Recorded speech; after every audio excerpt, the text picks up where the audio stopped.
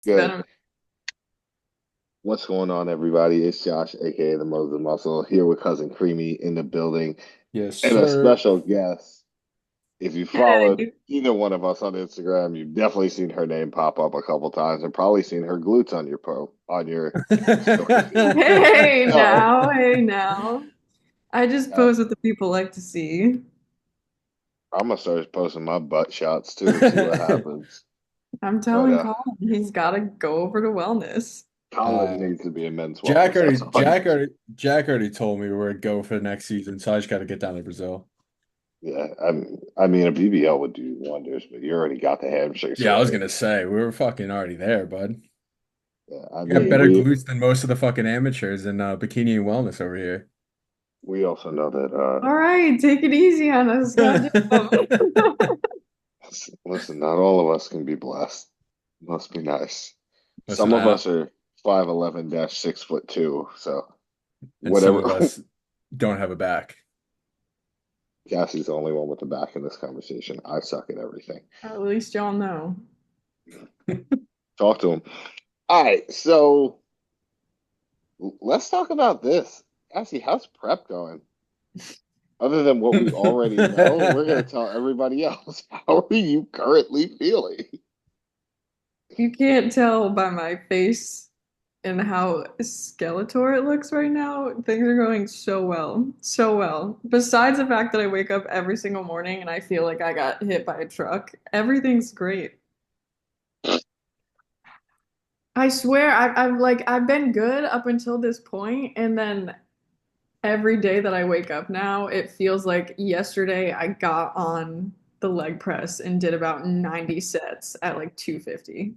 My quads just will not recover from anything. Like existing, they are sore. And I think that leads us into what today's topic should be, and that might should just be fatigue management.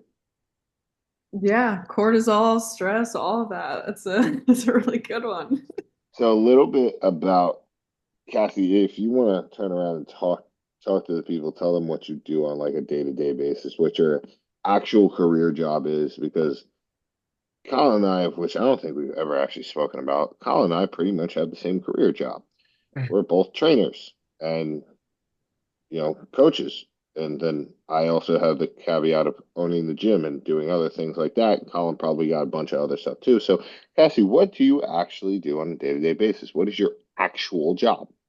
My actual career is a nutritionist in a weight loss clinic. So I just see patients all day long and talk to them about their intake and their exercise like activity. Just trying to make like daily changes. A lot of them struggle with just like they're not competitors. So a lot of them struggle with just lifestyle things and like making the change. A lot of them come in and they're overweight and they just like want things to change, and a lot of them get on GLPs and lipos and things like that thinking it's going to be like a magic fix, and I have to sit there and be like, no. Like we have to adjust what you're eating. You can't just eat whatever you want. You still have to go to the gym. Like you have to incorporate these things. So it's a lot of the same conversations all day, but it can be really prep brains happening right now. What's the word I'm looking for? Fulfilling. It can be challenging. But at the end of the day, like when people start to make progress, like that's the coolest shit ever. When they actually are like changing, going to the gym now, when they came in and they like had no activity level before, they didn't even know what macros were, what proteins were, like that's when my job is fun. But it can be exhausting on prep having the same conversations all day. And thankfully, that's the difference. That's the biggest difference between a lifestyle and a competitor. We have lifestyle people. I know I deal with lifestyle people. Colin deals with lifestyle people. Obviously, that is your fucking career. Um, to deal with lifestyle people. And their approach is not always, I mean, it's very rare that you get somebody who's a lifestyle and their approach is more is better. It's how can I skate away with doing the absolute least amount possible and getting results?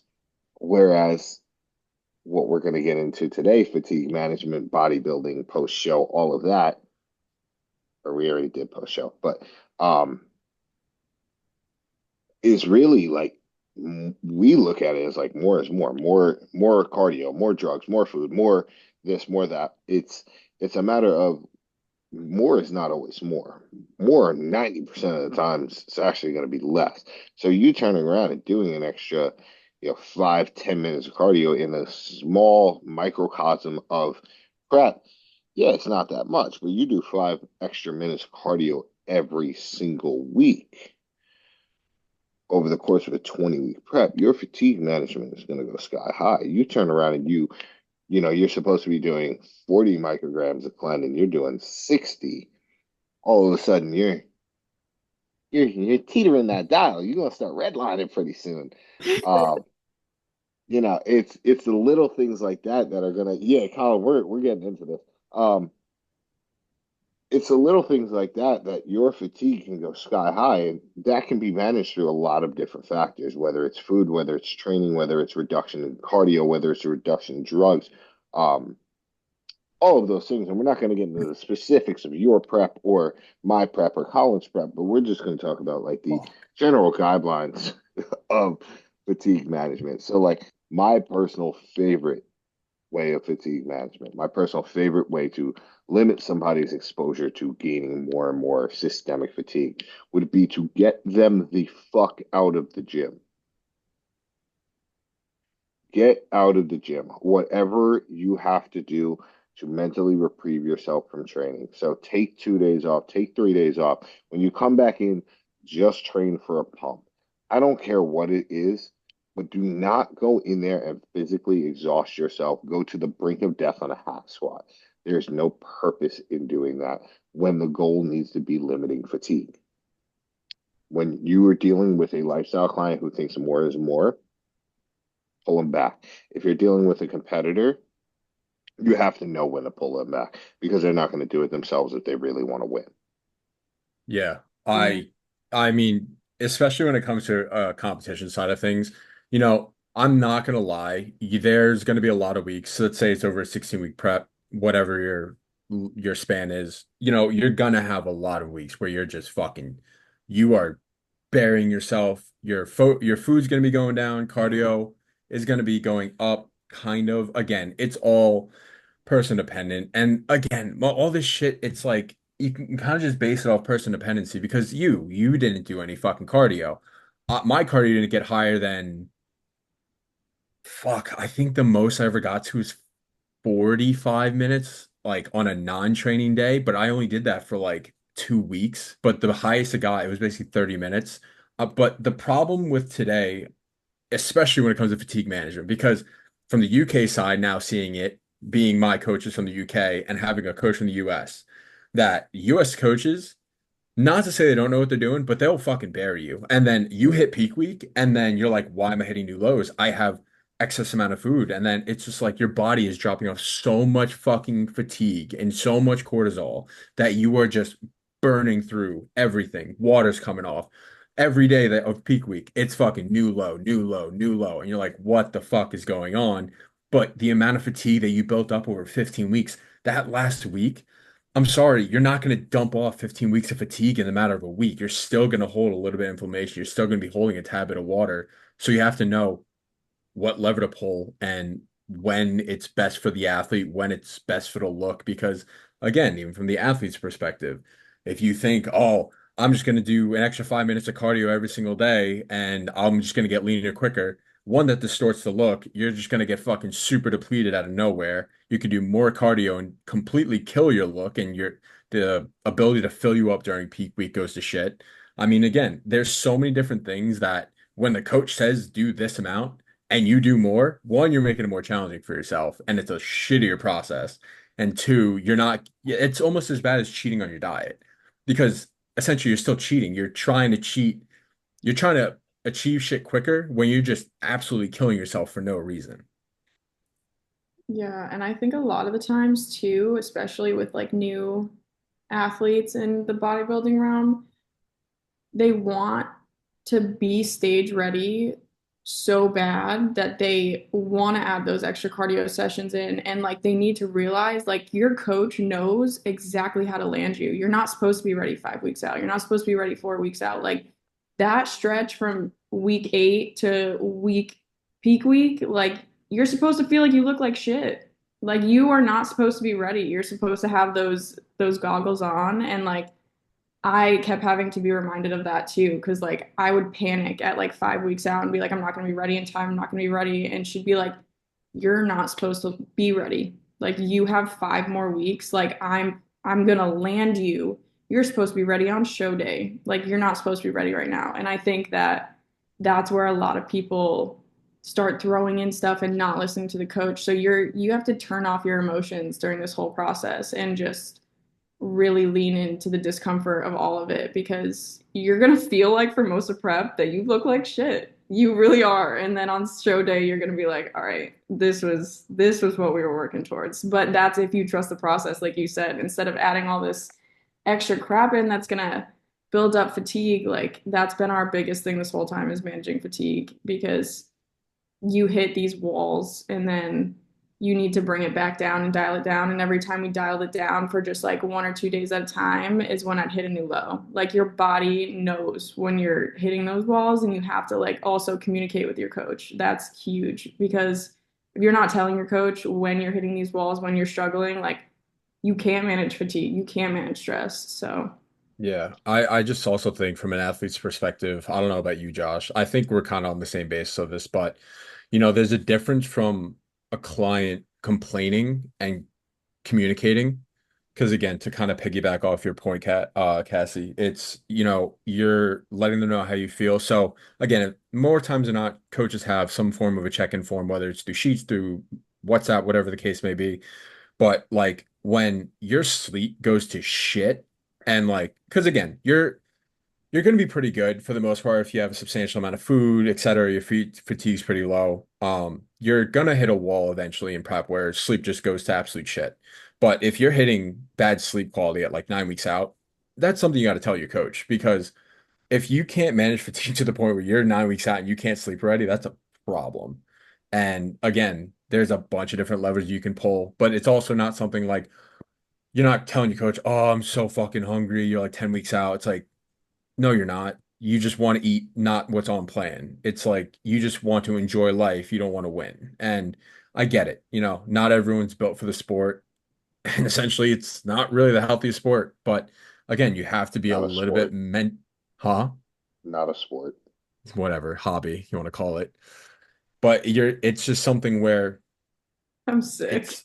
it's, I mean, I'm kind of with him on Just that. feeling like this for my hobbies. I'm I gonna have to go explained crocheting instead. I That's explained crazy. this to him the other week, and I twisted his arm into agreeing with me But on this I one. mean, it's true though, because I'm sorry, even to get a pro card, you gotta pay to get a fucking pro. You pay to play. Like this is all. Not It's a a sport. fucking.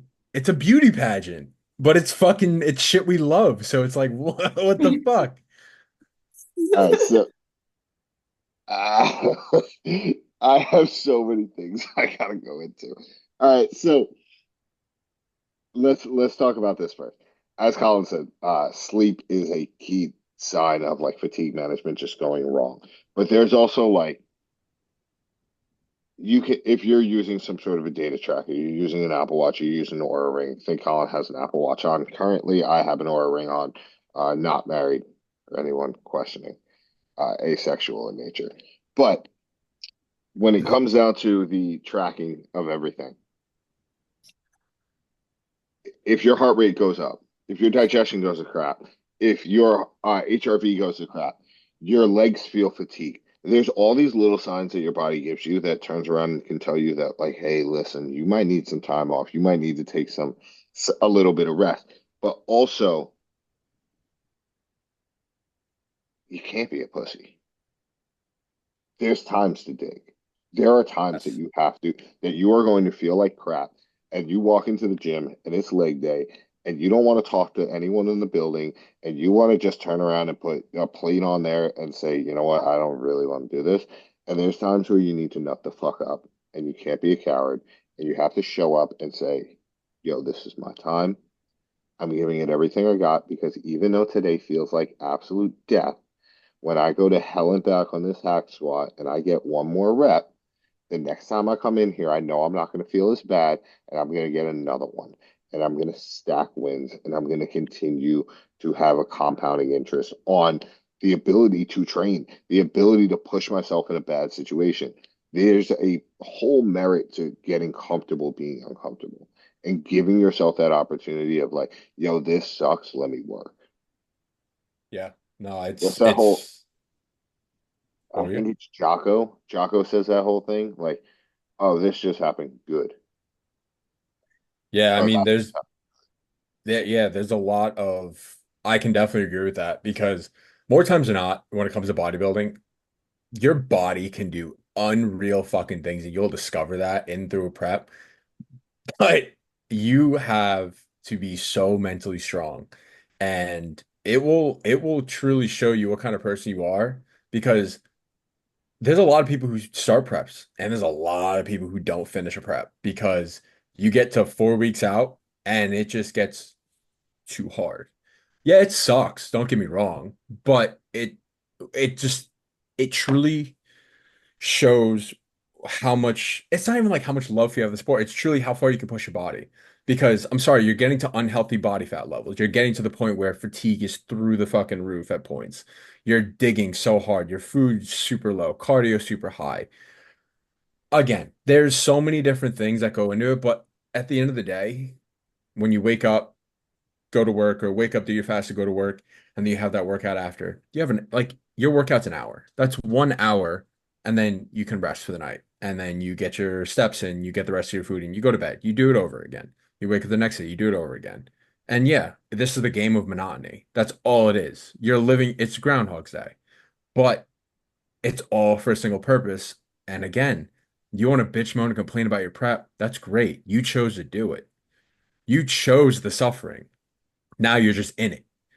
So again, it's all well and good to step on stage and get stage lean, but like how much are you willing to suffer? Because again, you chose to do it. No one told you you had to do it. No one put a gun to your head. It was like, hey, you're doing this or you're dead. No, motherfucker, you chose to do this. Now you go through it. Deal with it. Uh, Just to piggyback off the back of that, like Cassie knows, Colin, me and you met after this. I am emotionless. I didn't have, Literally nothing. No, like I was sick. I when I started getting emotional in my prep, I was like, Josh was so unfazed. Like two Yeah. weeks out, he's walking 25,000 steps a day and he's like chatting with me on the phone, like, yeah, I had a good day today. I'm like, are you all right? Like you have to be a level of fucked up, pardon my French, to do this hobby. so like, It's how I look at it is right. You know, that whole CBUM pressure is a privilege, yada, yada, yada. We're not going to get into that. We're not going to get into my personal feelings. But we're going to get into the fact that, like, yo, for me personally, there was a bigger motivation with this prep than just about anything else. And it was the fact that I tried to do a prep 3 years ago and didn't finish. So no matter how bad I felt, the I guess the ability for me to say I did not finish something that I set my mind to, that I put everything into, that not happening again was more motivating than anything that I could have felt. And it clouded the hell out of my judgment when it came to fatigue and giving back biofeedback. I'll tell that right out the gate. I was probably way more fatigued than I thought for 90%, and that's why I started to look better and better after the show. But because of my own mental space of more is more, there was no way I could stop. I remember the last week before the last leg training session, I texted a friend and I was like, "Oh yeah, I got legs today. This is my last one." And he was like, "Remember, this is the last time you could train legs hard for the next like 4 to 5 weeks." So I did a drop set on every fucking exercise. Cause like, yeah, dickhead. I'm 2 weeks out, but at the end of the day, like I got 2 weeks to recover from this. I got in my own head, like this is going to be the hardest day over the next 2 weeks. Go in. Don't Yeah. you like die. Like absolutely die. Yeah, this week is a perfect example. Colin, the text you were getting before I had to train legs on Tuesday, you can't tell me that I didn't want to train legs. And then I PR'd on every exercise afterwards and did drop sets because there's just something inherently in you, whether you got it or you don't. And everyone can have it for a minute. Everyone can have it for one session. Everyone can have it for a day. It's when you're day in, day out in prep or you're day in, day out in off season, and you just gotta show the fuck up. Yeah, So like the fatigue management of just like understanding where you're at, that's very personal and understanding that your coach can't make that call every time. You have to be able to relay that information.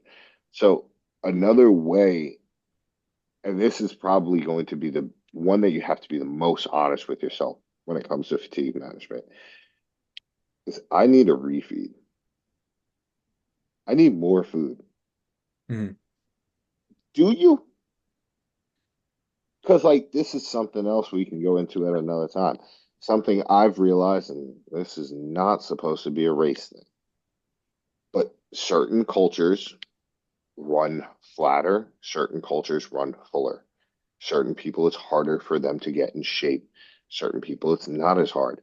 Think Branch Warren versus Samson Dowda. Branch has grainy conditioning. He's going to be peeled. He's never going to have the same amount of pop as Samson. true. Samson's not going to turn around and show shredded glutes year round like Branch can, Hmm. but he's going to be full as a house. So that little, hey, your culture, your division, fuck it, we're going to get into it. Cassie, you are flat as hell right now. What's it Yeah. going to take? What's it going to take for her to refill versus push her out of a deficit? Because that's another thing for me. I don't personally look flat, even though I am. Colin, you might look stupid flat when you're flat, and you might still need to dig more. So Yep. it's everyone's different, and it's a matter of understanding where your body's at, and this is where the biofeedback of, oh, your heart rate's up, oh, your digestion's crap, oh, your sleep is bad, oh, you haven't trained very hard all week. Yeah, maybe you do need a refeed. Oh, you have no Also, pumps in the gym. Maybe you do need a little bit more food. bouncing off the whole refeed thing, I think a lot of people go into it looking forward to these like diet breaks, and that's just a bunch of bullshit. Like, go into your prep not expecting to get a burger or a roll of sushi. Like, you should not ever expect that. That is never given because everyone responds so different in a prep. Like you said, I'm flat as a stack of pancakes that your grandmother made this morning on a Sunday morning. And that is when I started to get diet breaks. Like I got 2 rolls of sushi in the last like 3 weeks. Did not expect that whatsoever because this whole time, every time I needed to get filled back up, like we stuck to the same foods because my body is like super finicky. And so like just sticking to the same staples and doing higher volumes was way more beneficial for me. So I never in my head had prepared for any sort of thing that was off plan. And it worked when we did it. It was probably just like a mental cortisol release more than anything. Just being able to enjoy something that wasn't on plan. But like at the end of the day, like I would have been just fine having more sweet potatoes out into my last meal. And like so many competitors don't get like so many go into it thinking that, oh, in like 9 weeks, like she's definitely gonna give me a burger, like I'll get to go out to eat. Like that's not the case. And I think we have to get the fuck over that because it's kind of a weak way of approaching prep. Don't go into it thinking you're gonna get gifted things. Like don't. Like you go into it and it's gonna be hard work and if you're not ready for it, don't do it. If you want to go out to eat with your friends every couple of weeks, don't prep. Don't. Yeah, I agree. I mean, especially when it comes to that side of things. What I really hate what coaches do, let's say you check in on a Sunday. Hey, on Friday, you're getting a burger and fry. And it's like that entire week, you're just looking forward. You're fucking salivating on a Tuesday because all you're thinking about is the burger. And it's like, yeah, it's all well and good, but at that point, you have just completely distorted their or could possibly start distorting their vision on food because you become so fucking food focused, especially for someone who's extremely fucking food focused. If Jack were to do that to me, I mean, fuck, I'd be ready to chew my fucking hand off by the time Thursday came. But the good thing is that, again, for me personally, I know what's best is that if let's say I get a burger and fry, yeah, sure, I might fill up, I could spill, whatever the case may be. But it's like even just getting more food, just getting like a refeed, a day of refeed. So instead of baseline 250 carb, you get 500 carbs. See how you fill up. If you need another one the next day, you fill up. But it's just making sure that, like you said, you're going into the prep knowing that this shit's gonna suck. It's not it's not something that you're expecting a burger or expecting sushi. It's like I expect to go eat baseline food and be in fucking miserable shambles on the Stairmaster, but oh, today I get excess amount of food, fantastic. I get a high day, great. But the next day it's baseline. Don't expect fucking 4 straight high days. In rare cases it can happen. More times than not, you're not nearly that depleted, so you're not going to need that. Yeah, no, my coach, that's how she's always done it. Like on the days that I did get a couple pieces of sushi, like she didn't prepare me. Like I checked in and that morning she was like, "All right, what's like how many meals have you had today?"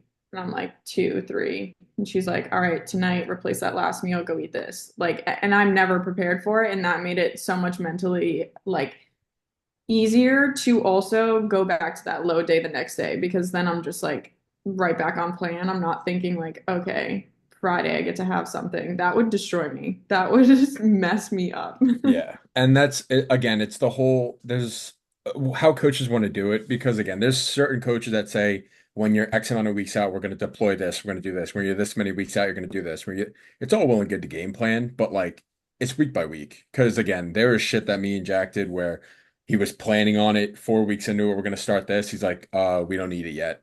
6 weeks, okay, we still don't need it. And then it gets deployed eventually. But again, the coaches who like map out their calendar of prep, it's like every week's different. Shit happens however the body wants it to happen. So you kind of have to plan on the fly.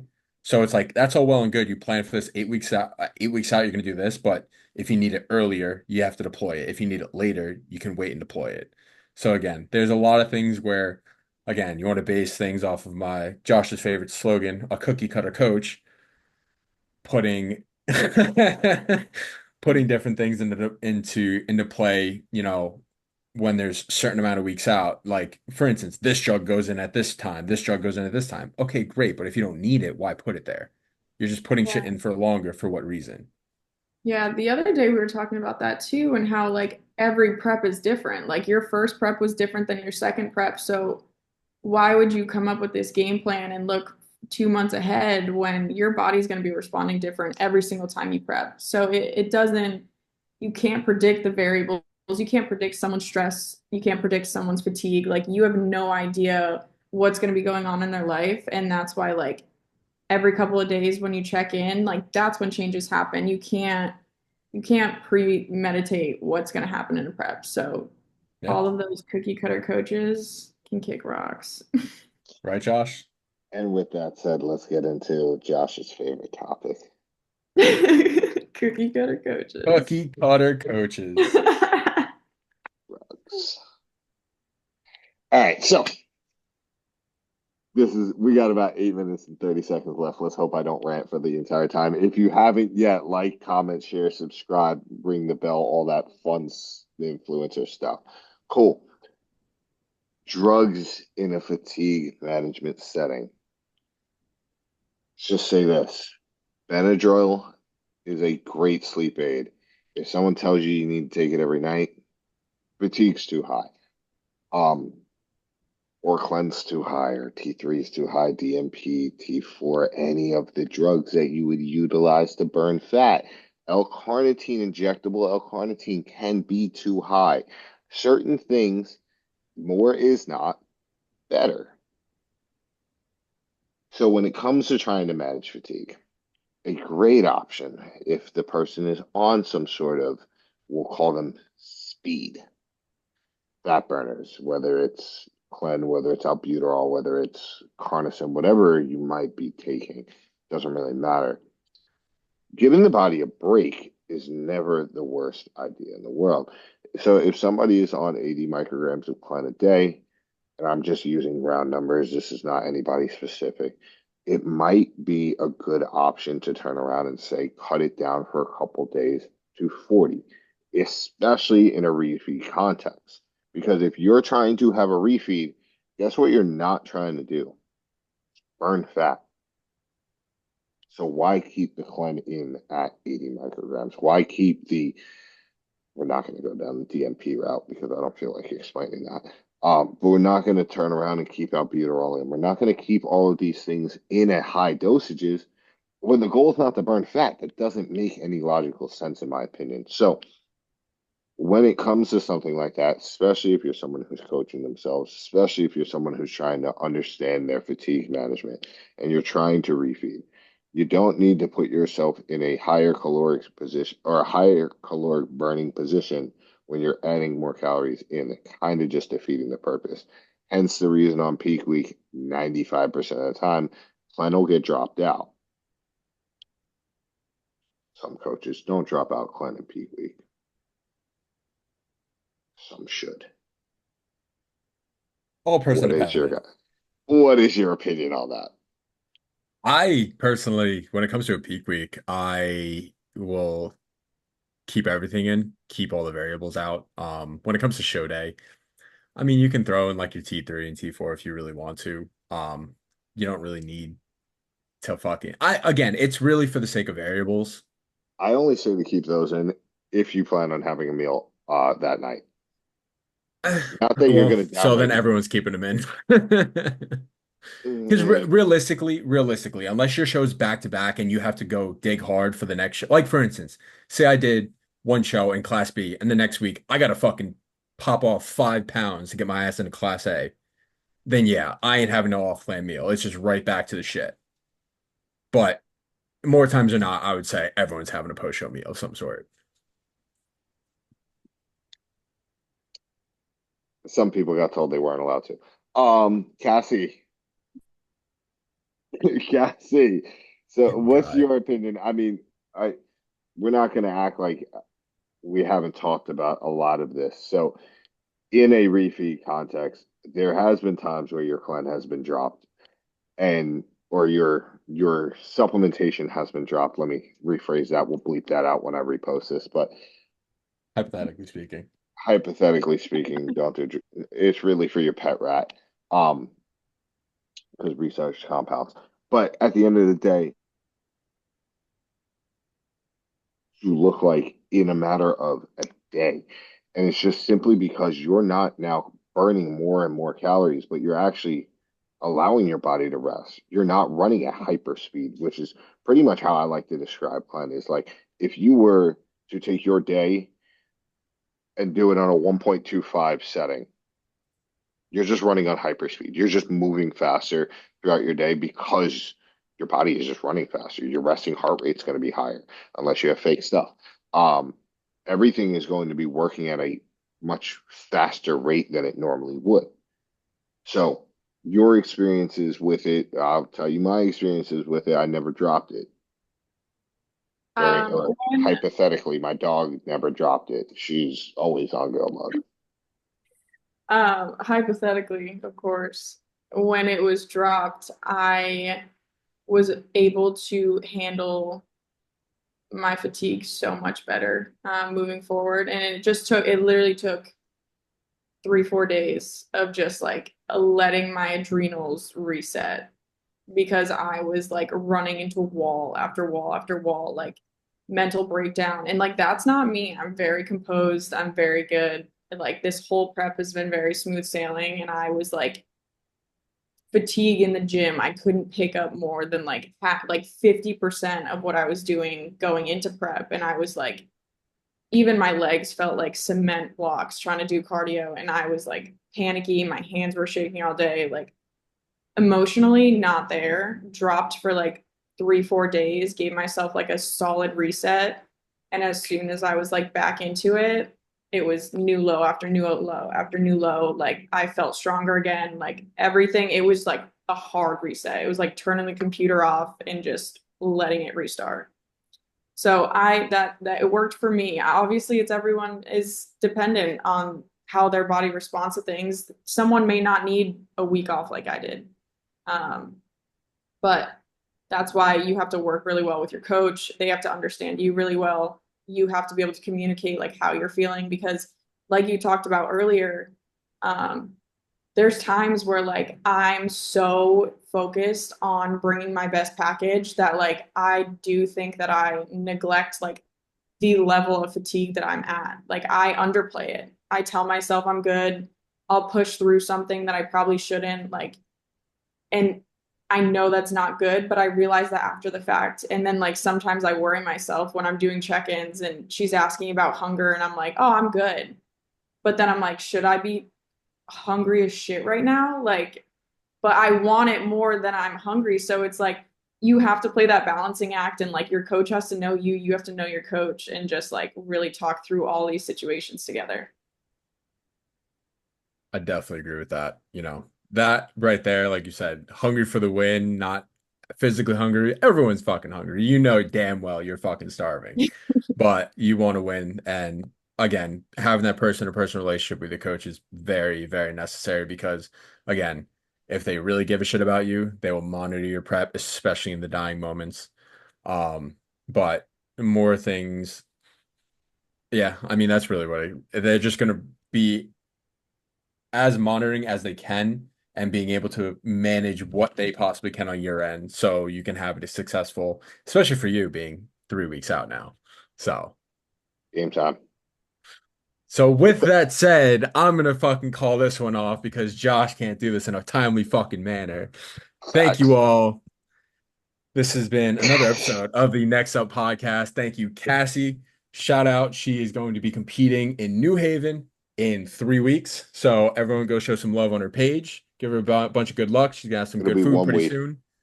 It'll be one week by the time this is Well, posted. by the time this posts, she'll be 1 week out. So show some love. So everyone, thank you for the time today, Cassie. Best of luck in the rest of your prep. And we'll be Thanks talking to you guys for having me, very guys. soon. Peace.